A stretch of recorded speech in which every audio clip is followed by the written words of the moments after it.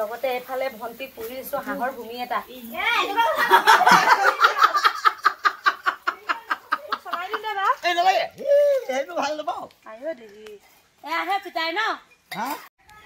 আজি আছোহি আমাৰ মাৰ পাকঘৰটোত কিমান ধুনীয়াকৈ চাওকচোন ওপৰত আছে কাঠৰ চাঙনি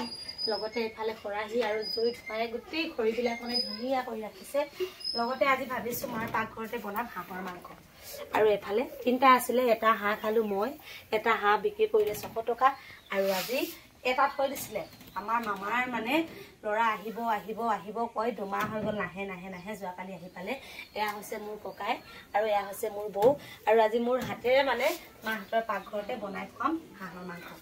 মায়ে নিজ হাতেৰে পটাত পিচি দিছে এয়া গোটা মছলা লগতে ইয়াত পিয়াজ দুটা কাটি দিলে কাৰণে বোলে মায়ে চিকটি যে সেইকাৰণে এটা পিয়াজ সকলে কাটি দিলে আৰু মছলাখিনি অকণমান দেৰিকে দিলে আমাৰ মায়ে মানে খাবলৈ নোৱাৰে গোন্ধ পায় বুলি সেইটোকে মায়ে ষ্টাইলত বনাইছো আগতীয়াকৈ মায়ে এদৰে মছলা মানে তেলতে ভাজি লয় বহুত সময় একেবাৰে গোন্ধ যেতিয়া যাব তেতিয়া আমাৰ মায়ে মাংস দিব আমিহে বহুত জলকীয়া খাওঁ যে সেইকাৰণে জলকীয়া সৰহকৈ দিছো আৰু আলু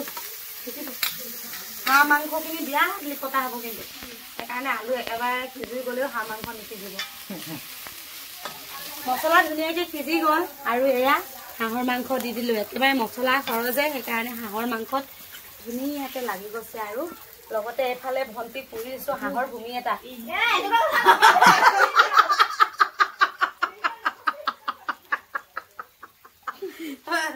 ভন্টিয়ে হাঁহৰ ভূমি কাম কৰিলে যে সেইকাৰণে হাঁহৰ ভূমিটো ভন্টিক পুৰি দিছো আৰু এই দুডোখৰ মই পুৰি লৈছো মিছা দে মিছা হাঁহৰ ভূমি দেৱলতাহে খাব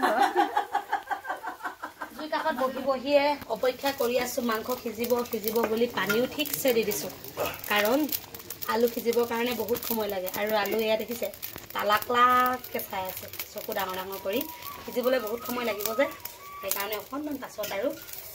পানীটো শুকাই গ'লে খাম ন ভাতটো আমাৰ ভন্টিয়ে কেতিয়া হ'ব খাম কেতিয়া কেতিয়া হ'ব খাম কেতিয়া আমাৰ ঘৰলৈ আমাৰ বৌয়ে আজি আহিছে আৰু বৌকে লগাই দিছো মানে ভাত যোৱাকালি আনা বাৰু এয়া হৈছে আমাৰ ককাই অ ককাই আই এয়া হৈছে আমাৰ ককাই আৰু বলে ন কোনো বাচিব নালাগে এয়া হৈছে বলে আমি এতিয়া সবে ওলাই মেলি ললো আমাৰ বৌহঁতক অকণমান ফুৰাই আনো বুলি মাও ওলালে বৌ ওলালে আমাৰ বাবা চাওক মায়ে বোলে এতিয়া বাচনখিনি কেনেকে দিব ফুৰিবলৈ যাব ওলাইছে গোটেই ভাত চাহাত পেলাই মেলি মই চলাই দিম দে বা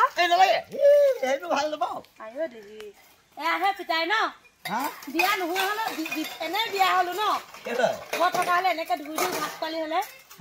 ঘৰত থকা হলে ভাত খোৱালি হলে এনেকে ধুই ধুই কষ্ট নহল হলে নে সঁচাকে আগতেও আমাৰ মা যেতিয়া অসুবিধা হয় তেতিয়া আমাক 3 দিন বাবাই মায়ে যিহেতু 3 দিন চৰু নুচে আমাৰ বাবাই হাতনি পিছে ভাত বনাই আমি একো কৰিয়ে নাপালো তই মই বিয়াত লাগি কিন্তু জীৱনত আমি দুজনী নিচিনা সুখত কিন্তু ধনী মানুহৰ ছোৱালী উঠি নাই পোৱা যিমান আৰাম দিছে তোৰ বাপে মাৰে